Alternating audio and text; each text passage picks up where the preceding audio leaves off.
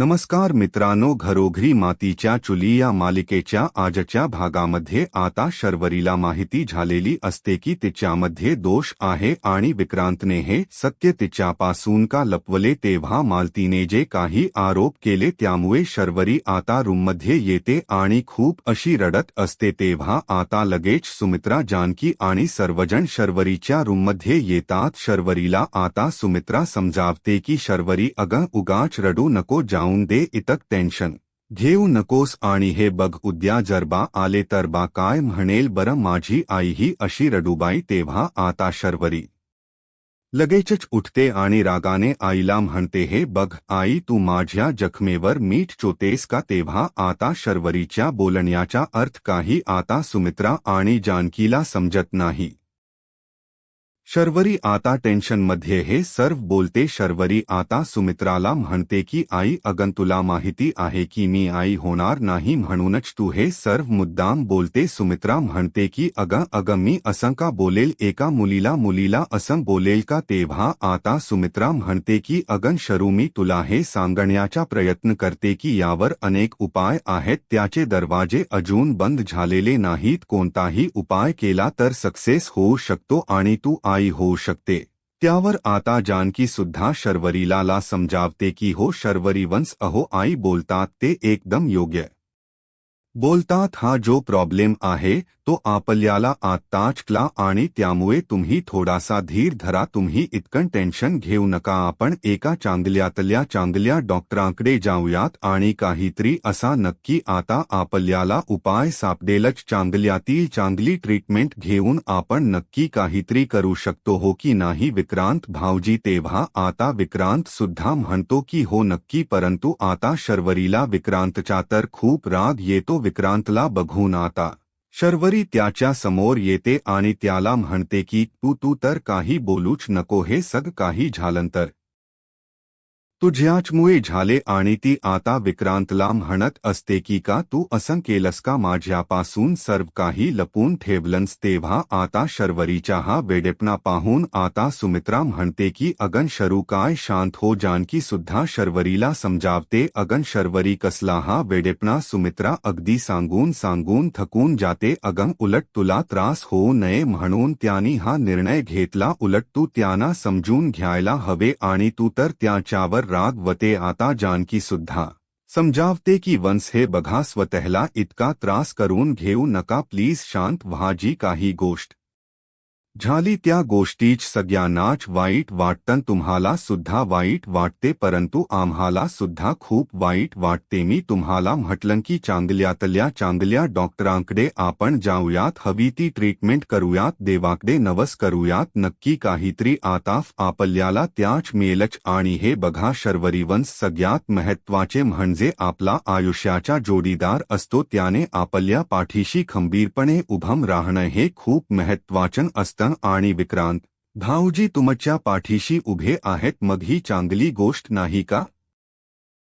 अशा कोणत्याही परिस्थितीत आपला जोडीदार आपल्या सोबत असतो, आपला हात घट्ट धरून तो आपल्याला आधार देत असतो, मग त्यामुळे कोणतीही गोष्ट अशक्य नसते आणि ही गोष्ट सुद्धा अशक्य नाही. लवकरच शर्वरी, वंस तुम्ही आनंदाची बातमी देतान आम्हाला पूर्ण खात्री आहे. खरंच वंस, माझ्यावर विश्वास ठेवा, काहीच असं अशक्य नाही, तुम्ही सुद्धा आई होऊ शकतात. तेव्हा शर्वरी आपल्या डोळ्यातील पाणी पुसते. अगदी एका आधाराने ती जानकीकडे बघत असते आणि जानकी तिला अगदी प्रेमाने समजावते. त्यावर आता विक्रांत सुद्धा म्हणतो की अगं शरू, जानकी वहिनी एकदम बरोबर बोलतात. तुला माहिती आहे ना, मी तुझी साथ कधीच सोडणार नाही, कायमी तुझ्या सोबत असेल. माझ्या आईला जे काही म्हणायचे असेल ते तिला म्हणून दे, तू तिच्याकडे लक्ष देऊ नकोस. तेव्हा आता विक्रांतचा हा मोठेपणाच बोलणं ऐकून सुमित्रा म्हणते की बघ शरू, जरा अगं तुझं नशीब थोर आहे म्हणून तुला इतका चांगला नवरा मिळाला आणि आम्हाला सुद्धा लाखात एक जावई मिळाले, त्याच्यावर रागवू नकोस. अगं ते जे काही केलं त्यानी तर तुझ्यावरील प्रेमापोटीच त्यांनी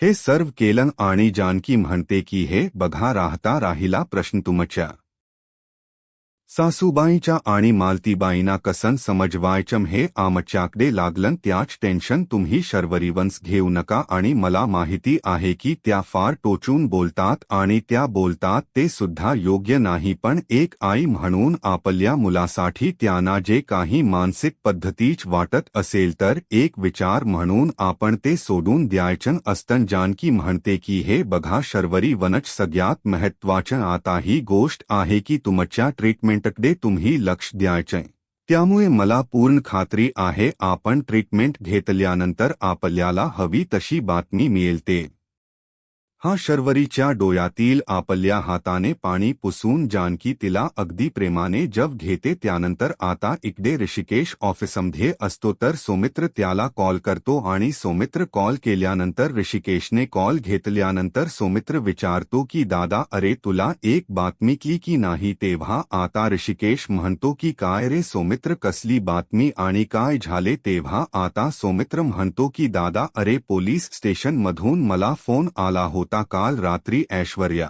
लपून साईजीरावांना भेटायला गेली होती तेव्हा आता हे ऐकून ऋषिकेशला खूप राग येतो ऋषिकेश म्हणतो की अरे मला वाटलंच होतं मला संशय होताच तिच्यावर कारण ही जी बाई आहे ना ती त्याच लायकीची आहे जो काही आवती अगदी अवसुदेपणाच्या समोरून दाखवत असते परंतु हिच्या मनात नक्की काय आहे ते मला पूर्ण माहिती आहे मी तिला ओळखून आहे सौमित्र म्हणतो की होती कितीही वरून शांत आणि अगदी व्यवस्थित वाटत असली तरी सुद्धा तिच्या डोक्यात काही ना काही विचार सुरूच असतात तर सुरूच असतं त्या दोघांचं नक्की काहीतरी प्लन तर नसेल ना तर ऋषिकेश म्हणतो की मला सुद्धा तेच वाटते की तो सयाजीराव ऐश्वर्याच्या विरोधात नसून त्या दोघांचा हा नक्की डाव असू शकतो आणि हे बघ सौमित्र आपल्याला अजून सावध राहावंच लागेल तर सौमित्र म्हणतो की हो अगदी खरं आहे तुझं कारण आता ती आता आपल्या घरात आलेली आहे त्यामुळे आपल्याला सावध राहावंच लागेल आणि हे बघा अरे सौमित्र राती आता अशी गप्प नाही राहणार त्यामुळे ही गोष्ट आपल्याला जानकी आणि अवंतिका या दोघींना सांगावीच लागेल सौमित्र म्हणतो की हो दादा आणि हे बघ आता आपण भेटूनच बोलूयात तोपर्यंत काही जरकले तर मी तुला फोन करून लगेच कळवतो आता ऋषिकेश म्हणतो की बाय आणि बाय करून फोन ठेवला जातो त्यानंतर सारंग ऐश्वर्या आणि आजी एका रूममध्ये येतात सारंग आजीला म्हणतो की आजी मला त्या मालतीबाईचा खूप राग आला होता आपल्या शर्वरी ताईला बघना कशा टोमने मारत बोलत होत्या तिचा किती अपमान करत होत्या आजी सुद्धा म्हणते की नाही तर कायशी घाणरडी कुठली कसम बोलत होती बरंती तेव्हा ऐश्वर्या म्हणते की हो ना मी तर पहिल्यांदाच मालती काकूना भेटले खरंच किती विचित्र बाई आहेस ती आणि सारंग हे बघा आता मला ते की नेहमी शरुताई आपल्या का चिडचिड करत असतात तेव्हा आता आजी म्हणते की बघना ऐश्वर्या हेच समजून घे तू किती नशीबवान आहेस की तुला माझ्या मुलीसारखी सासू मिळाली बरं आणि आपली बिचारी शरूकस हे सर्व सहन करत असेल याची कल्पना तुला आलीच असेल तेव्हा आता लगेच सारंग म्हणतो की हो ना आजी अगन शरुताई मध्ये दोष असेल परंतु त्यांना ती काय करणार बरं तिचं काय त्यात दोष आणि आजी हे बघ मला त्याच हे बघणं अजिबात नाही पटत आजी म्हणते की हो मला सुद्धा त्यावर आता आजी म्हणते की मला आश्चर्य या गोष्टीचं वाटतं की जानकीला हे सर्व माहिती होतं तरी सुद्धा तिने आपल्यापासून ही गोष्ट का लपवली असेल म्हणजे बघना जानकी किती आतल्या गाठीची आहे इतकं सग माहिती असून घरातल्या कोणत्याही माणसाला तिने पत्ता लागून दिला नाही तेव्हा सारंग म्हणतो की हो अगं आजी तू एकदम बरोबर बोलते परंतु आई तर कायम आपल्या दोघांनाच नाव ठेवत असते जानकी वहिनी किती काही करू परंतु आई तिला कधीही एका शब्दाने नाही बोलत बरं हे मला सांगा बरं हे सग काही आपल्याला जर अगोदर माहिती असतं तर किती बरं झालं असतं तेव्हा आजी म्हणते की हो ना अरे ते तर खरंच आहे आणि तेवढ्यात आजीच्या डोक्यात काहीतरी कल्पना येते आणि तिचा चेहरा लगेच खुलतो ती लगेच आता सारंग आणि ऐश्वर्याला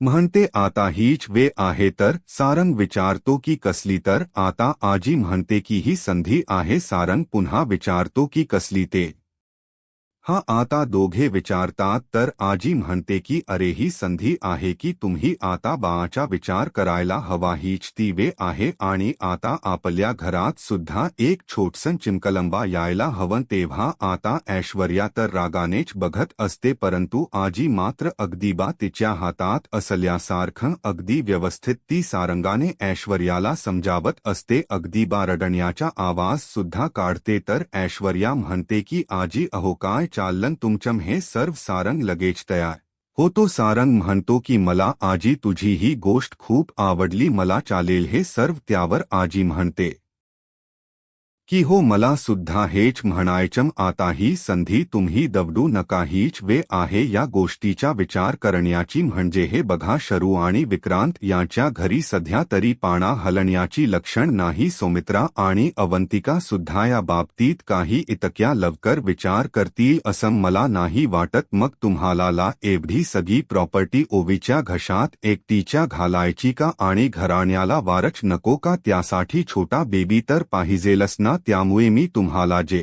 सांगते त्याच्या एकदा बारीक अगदी लक्ष देऊन विचार करा आणि ही बाजी जिंका. तेव्हा आता आजी सारंगला समजावत असते. अगदी सारंग तर अगदी मन देऊन ऐकत असतो, परंतु ऐश्वर्य मनात आता हा विचार करते की त्याची आता काही गरज नाही. मी अजून या घरामध्ये खंबीरपणे उभी आहे, मी कधी हरले सुद्धा नाही आणि यापुढे सुद्धा हरणार नाही. आलेल्या संधीचा फायदा कसा करायचा हे तर मला चांगलंच जमतं आणि त्या संधीचा मी नक्की फायदा करून घेणार आहे हे तर मला माहितीच आहे. त्यानंतर आता शर्वरी इकडे रूममध्ये एकटीच बसलेली असते. शर्वरी सारखा आता जे काही प्रकार घडलेला आहे, मालतीने जे काही आरोप सगळ्यांसमोर तिच्यावर केलेले आहेत, हे सगळे काही आता शर्वरीला रूममध्ये बसून आठवत असतं. तेव्हा तेथे विक्रांत येतो आणि विक्रांत शर्वरीला अगदी म्हणजे बघून तो सुद्धा नाराज होतो, पण तरी सुद्धा तो शर्वरीला आधार देतो. शर्वरी हे बघ तू इतक टेन्शन घेऊ नकोस, काहीतरी नक्की होईल आणि आपण सुद्धा आईबाबा होऊ शकतो, त्यामुळे तू स्वतःची काळजी घे. आणि हे बघ अग शरू तू माझी ताकद आहे, काही पण होऊ शकते, त्यामुळे तू स्वतःचा एकदा विचार कर, तू अशी वीक होऊ नकोस. खरंच माझ्यावर विश्वास ठेव, सगळी काही व्यवस्थित होईल, मी आहे ना तुझ्यासोबत, सगळं काही ठीक होईल. तेव्हा आता लगेच मालती येते. मालती तर लगेच मोठ्या आवाजात म्हणते की काहीच ठीक होणार नाही. तेव्हा आता विक्रांतला आणखीन मालतीचा राग येतो. विक्रांत रागाने मालतीकडे बघत असतो तर मालती पुढे येते. मालती म्हणते की हे बघ सगळीकडे मला अंधारच दिसतोय, काही होणार नाही म्हणून दिव्यामध्ये वात कितीही घट्ट असेल आणि दिव्यात जर तेल नसेल तर दिवा पेटत नाही. आणि हे बघ दोष तुझ्यात नाही, दोष हा तुझ्या बायकोमध्ये आहे. मग मला एक गोष्ट सांग की दोष तुझ्या बायकोत असेल तर कशामुळे हा वंशाचा दिवा पेटेल म्हणून. तेव्हा आता विक्रांतला खूप राग येतो. विक्रांत म्हणतो की काय चाललं तुझा, हे सर्व खड्ड्यात गेला तुझा तो वंशाचा दिवा, काय सारखं सारख वंशाचा दिवा लाभले. आई तुला तनका, तू काय बोलतेस? तुझ्या या वंशाच्या दिव्यापायी घरामध्ये आग लागण्याची वेळ आली तरी सुद्धा तुला वंशाचा दिवा का असं बोलत असते. एकदा शर्वरीचा विचार कर. तेव्हा आता मालती तरी सुद्धा अगदी शांत बसायला तयार नसते. मालती म्हणते की मग द्या घरामध्ये म्हणजे वंशाचा दिवा आणि विजवा ही आग.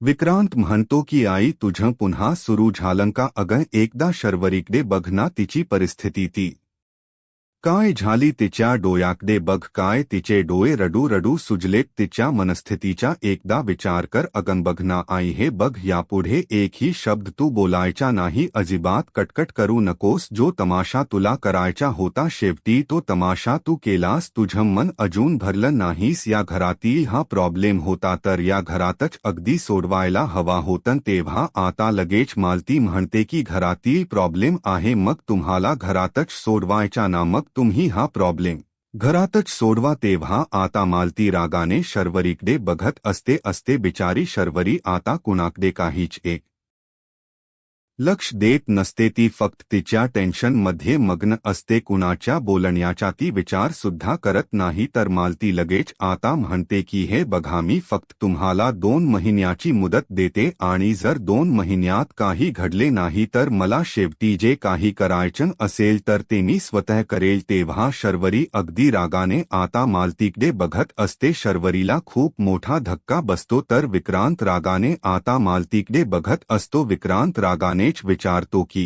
काय करणार आहेस तू? तो तेव्हा आता मालती शर्वरीकडे बघत म्हणते की वे आल्यानंतर बघेल तुम्हाला की मी सुद्धा काय करू शकते. तेव्हा आता शर्वरीला आणखीन रडू येते. ती रडत असते. तर विक्रांतला आता शर्वरीची काळजी वाटते आणि मालतीच्या खरंच तिच्या वागण्याचा खूप राग येत असतो. परंतु आता कोणताही पर्याय आता विक्रांत आणि शर्वरी यांच्या समोर नसतो. शेवटी त्यांना अगदी आपल्या शर्वरीला लवकरात लवकर काहीतरी असंभव व्हावं, गोतीची गुड न्यूज ऐकायला यावी. जे काही तिच्या आयुष्यात आता सुरू आहे तर ते सर्व काही दूर होऊन तिच्या आयुष्यात आनंदाचा किरण यावा म्हणून देवाकडे अगदी हात जोडत प्रार्थना करत असतात. दोघींचे सुद्धा डोळे अगदी भरून आलेले शर्वरीची वाईट अवस्था त्यांना सुद्धा बघवत नाही. तर सुमित्रा देवाला हात जोडून म्हणत असते, सुखदुःखाचे चक्र आहे तर ते असं फिरतच परंतु काही दुःखाचे घाव असे जिव्हारी लागत असतात. मुलगी होण्याच सुख आणि मुलीला मुलगा न होण्याचे जे काही दुःख आहे की जी 2 टोक आहे याच्यामध्ये जो काही रस्ता आहे तर तो पार करण्याची देवा तुम्हाला ताकद दे. सुमित्रा आता रडत देवाला हात जोडते आणि हे सर्व बोलत असते.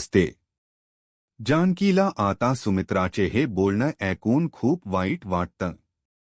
जानकीचे सुद्धा डोळे अगदी भरून येतात. तिचा सुद्धा जीव अगदी तुटत असतो. सुमित्रा देवाला म्हणते की माझ्या शर्वरीवर जी वेळ आली तर तिला ते सर्व सहन करण्याची ताकद दे. तिला अगदी तिची साथ दे. तिच्या या कठीण परिस्थितीत जे काही मनाची चलबचल होत असेल तर ते मन शांत ठेवण्याचा देवा तूच प्रयत्न कर. आणि हे बघ जानकी, अगन जेव्हा आईवडील नसतात तेव्हा अनाथ वाटतं परंतु जेव्हा मूल नसताना अगदी रीत वाटतं आणि ते रीतेपण आहे तर दुसरं कशाने ते भरून नाही येऊ शकत. आणि ते जे रीतेपण आहे तर ते मी शर्वरीच्या डोळ्यात बघितलेल आहे. जानकी बघ ना, अगन देवाने काय माझे शर्वर ही परिस्थिती आणली. देवाने मला 4 मुलं दिली परंतु आज मात्र माझ्यावर काय परिस्थिती आली. जानकी हे बघ ना, जेव्हापासून मालती ताई येऊन गेल्या तेव्हापासून मला खरंच खूप काळजी वाटते, भीती वाटायला लागली. जानकी तूच आता यातून काहीतरी मार्ग काढू शकते. काही वाटेल ते कर, परंतु जानकी तूच माझ्या शर्वरीचा संसार वाचू शकते. जानकी आता सर्व काही ऐकून घेत असते. तिला आता खरंच काही नसतं की नक्की आता मी काय करू. सुमित्राची सुद्धा अवस्था तिला बघवत नसते आणि शर्वरीवर जी काही परिस्थिती आली तर त्या परिस्थितीत सुद्धा आता जानकीला खूप टेन्शन येते. त्यावर आता जानकी सुमित्राला म्हणते की आई हे बघा, तुम्ही शांत व्हा. एक बाई आणि एक आई म्हणून आपण शर्वरी वंशाच मन समजून घेऊ शकतो. पण अहो आई, त्या पलीकडे जाऊन सुद्धा आता त्यांना आई होण्यासाठी जी काही ट्रीटमेंट आहे तर ट्रीटमेंट तर घ्यावीच लागेल आणि तेच आपल्याला करायचं आहे. तर सुमित्रा म्हणते की हो, शर्वरीला या दुःखातून बाहेर काढण्यासाठी आपण वाटेल ते प्रयत्न करूयात आणि अगदी मनाने तिच्या सोबत राहूया. तेव्हा आता जानकी म्हणते की आई तुम्ही नका काळजी करू, आपण जोडीदार आपल्या पाठीशी उभा असतो तेव्हा काही वेगळंच आपल्यामध्ये येत, त्यामुळे आई काही काळजी करू नका. विक्रांत भाऊजी आहे आपले शर्वरी वंशाच्या पाठीमागे त्यांच्या सोबत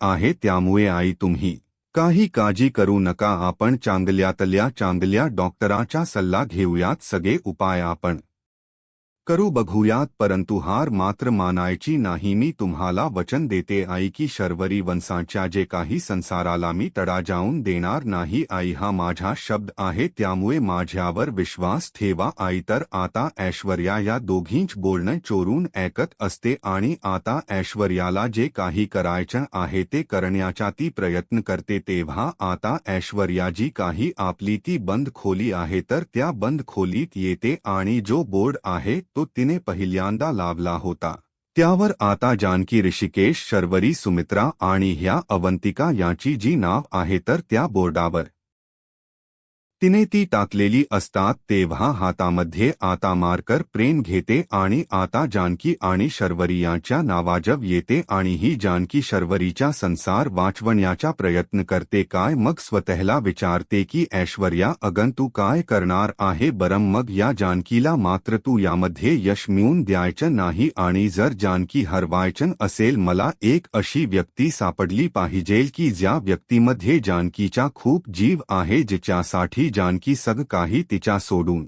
देईल तो तिच्यात अगदी खास असा वीक पॉइंट असेल अशी व्यक्ती मला शोधावी लागेल म्हणजे जसा राजाचा जीव हा पोपटात मग त्या जानकीचा जीव कोणात असेल याचा आता ऐश्वर्या विचार करतो आणि आता विचार करता करता नाना ऋषिकेश शर्वरी यांच जे काही नाव आहे तर ते नावाकडे ती आता लक्ष देते घरातील सुमित्रा अवंतिका यांच्यापैकी नक्की जानकीचा जीव जास्त कुणात असेल आणि तेवढ्यात आता ओवी तिचा जो काही बोर्ड आहे तर तो कुठे गेला आणि तो का शोधत नाही ओवी आलेली आहे हे बघून आता ऐश्वर्याला खूप टेन्शन येते घाईने लगेच तो आपला जो काही तो बोर्ड आहे तर तो कापडाने झाकवते तेव्हा ओवी शोधत शोधत आता नक्की त्या बोर्ड समोर लिहिलेली आहेत आणि तो कापडाखाली तेथे झाकून ठेवलेला असतो ओवी शोधत शोधत येते ऐश्वर्या चोरून तिला चोर पावलांनी बघत असते तेव्हा आता ओवी त्या बॉक्स जव येते तर ऐश्वर्या मागून येते आणि तिला भो असं करून तिला खूप घाबरते ओवी खूप घाबरते आणि जोरात ओरडते तर ऐश्वर्या हसते आणि म्हणते की काय ग घाबरलीस तर ओवी खूप घाबरलेली असते तर ऐश्वर्या तिला धरते आणि विचारते की काय ग तू इथे काय करतेस तेव्हा ओवी म्हणते की मला एक गोष्ट सांग की तू इथे काय करतेस तेव्हा आता ऐश्वर्या लगेच ओवीच्या गालगुच्च्या धरते आणि म्हणते की काय तुला सीआयडी व्हायचं काय मोठण होऊन तू इथे काय करते ते अगोदर सांग तेव्हा आता ओवी म्हणते की मी काय करणार आहे मला घरात बसून अगदी बोर होत होतं म्हणून मी इकडे आले आणि इकडे तिकडे फिरते तेव्हा आता ऐश्वर्या म्हणते की काय इकडे तिकडे फिरते अगं इकडे तिकडे फिरण्याची ही वेळ आहे का आणि ही जागा इकडे तिकडे फिरण्याची आहे का तेव्हा आता ओवी म्हणते की अगं तसं नाही मी माझा स्केच बोर्ड आहे ना तो शोधते तो बोर्ड मला कुठेही मिळत नाही म्हणून मी इकडे शोधायला आले म्हणून ओवी आता तो बोर्ड शोधत असते तेव्हा आता ऐश्वर्याला वैताग घेतो ऐश्वर्या म्हणते की अगदी जानकी सारखीच आहे कायम मध्ये कडमायला येत असते तर जानकीचीच मुलगी आहे ना मग जानकीवरच जाणार तेव्हा आता ओवी परत ऐश्वर्या जव येते आणि ऐश्वर्याला विचारते की ऐश्वर्या आंटी अगं तुला माहिती आहे का माझा तो स्केच बोर्ड कुठे आहे तो तेव्हा आता ऐश्वर्या म्हणते की अगं मला कसं माहिती असणार तुझा स्केच बोर्ड कुठे आहे तो तूच शोध कुठेतरी तेव्हा आता ओवी घाबरत नसते ओवी म्हणते की जाऊन दे उगाच मी तुला विचारते माझा मिस शोधते तुला नाही विचारलं ते चांगलं असेल तेव्हा आता अगदी ओवी टिट्यूडमध्ये तिथून निघून जाते तर ऐश्वर्या म्हणते की बाप रे आहे तर एवढीशी परंतु टिट्यूड मात्र अगदी बघाना कसा आणि जाऊन दे मरून दे मी माझं काम करते म्हणून ती पुन्हा आता तो बोर्ड उघडणार तोच तिच्या आता डोक्यामध्ये काहीतरी नवीन येतो तर आता विचार केल्यानंतर ती जो विचार करत असते की जानकीचा सर्वात जीव जास्त कुणात असेल तोच तिचा वीक पॉइंट असेल आणि ओवी असं म्हणून अरे देवा जानकीचा तर हाच खूप मोठा वीक पॉइंट आहे हे तिच्या लक्षात येते आणि तिचा चेहरा लगेच खुलतो आणि ती आता स्वतःलाच विचारते की ऐश्वर्या तुला हे अगोदर कसं लक्षात नाही आले कसा तू याबद्दल विचार केला नाही या ओवी नावाच्या पोपटातच त्या जानकीचा जीव अडकलेला आहे त्यामुळे जानकी तू आता बघत रहा की मी काय करते ते म्हणून आता ऐश्वर्याच्या डोक्यामध्ये जो काही प्लन आलेला असतो म्हणजे आता जानकीपासून ओवीला दूर करायचा आणि तरच जानकी आता अगदी वीक होऊ शकते तोच तिचा एक खूप मोठा हरवण्यात वीक पॉइंट आहे हे मात्र आता ऐश्वर्याच्या लक्षात आल्यानंतर तिला खूप आनंद होतो ओवीला आता ती काहीतरी करण्याचे ठरवते आणि ओवी म्हणून तिला आता लक्षात जे काही आले त्याने ती खूपच खुश होते आणि जानकीला आता इकडे शर्वरी आणि सुमित्रा यांची काळजी लागलेली असते की नक्की आता काय करायचे, कारण आता शर्वरीवर जे टेन्शन आले आहे तर त्या शर्वरीला त्या टेन्शनमधून बाहेर काढण्याचा जानकीचा प्लन सुरू असतो। तेव्हा आता मित्रांनो हा भाग येथे संपतो। पुढील भागामध्ये सुमित्रा आणि जानकी देवघरात असतात तेव्हा आता सुमित्रा विचारते की अगं आपण आपल्या शर्वरीसाठी काय असं करू शकतो, जानकी तूच आहे की मला या संकटातून बाहेर काढू शकते। तेव्हा मात्र आता जानकी म्हणते की आपण योग्य ती ट्रीटमेंट घेऊ शकतो आणि आजच मात्र मी आपल्या शर्वरी ताईंना डॉक्टरांकडे घेऊन जाते आणि योग्य जे काही ट्रीटमेंट आहे तर ट्रीटमेंट ती करून घेते। तेव्हा आता जानकी शर्वरीला इकडे डॉक्टरांकडे घेऊन आलेले असते आणि डॉक्टर आता शर्वरीला चेक करतात। आता डॉक्टर जे काही सांगतात ते ऐकून जानकीला खूप मोठा धक्का बसणार असतो, कारण जानकी विचारते की डॉक्टर तुम्ही शर्वरी वंशला चेक तर केलं मग नक्की काय। तेव्हा आता लगेच डॉक्टर सांगतात की हे बघा हे सग कठीण आहे, त्यांना कन्व्हिन्स करणं हे खरंच खूप कठीण आहे, त्यांना मूल होण्याचे जे काही चान्स आहे तो शक्यच नाही। तेव्हा आता हे ऐकून जानकीला खूप मोठा धक्का बसतो आणि आता नेमकन शर्वरीने हे सर्व ऐकलेले असते आणि शर्वरीने हे ऐकल्यानंतर मात्र शर्वरीच्या डोळ्यामध्ये पाणी येत असतं। तेव्हा आता शर्वरी कशाचाही एक विचार न करता धावतच आता तिथून सुटलेले असते। जानकी आता धावतच शर्वरी वंशाच्या मागे येत असते। शर्वरी वंश ऐकून घ्या तुम्ही प्लीज, स्वतःला इतक टेन्शन मध्ये घेऊ नका, पण शर्वती एक शब्द ऐकायला तयार नसते आणि शेवटी ती रोडने आताप्त असते आणि धावता धावता शर्वरीकडे कशाची लक्ष नसतं। शर्वरी अगदी टच सुटलेली असते आणि समोरून आता एक गाडी येत असते आणि आता ती भरधाव वेगाने येणारी गाडी मात्र शर्वरीच्या अंगावर येणार असते। जानकी आता समोर पाहते आणि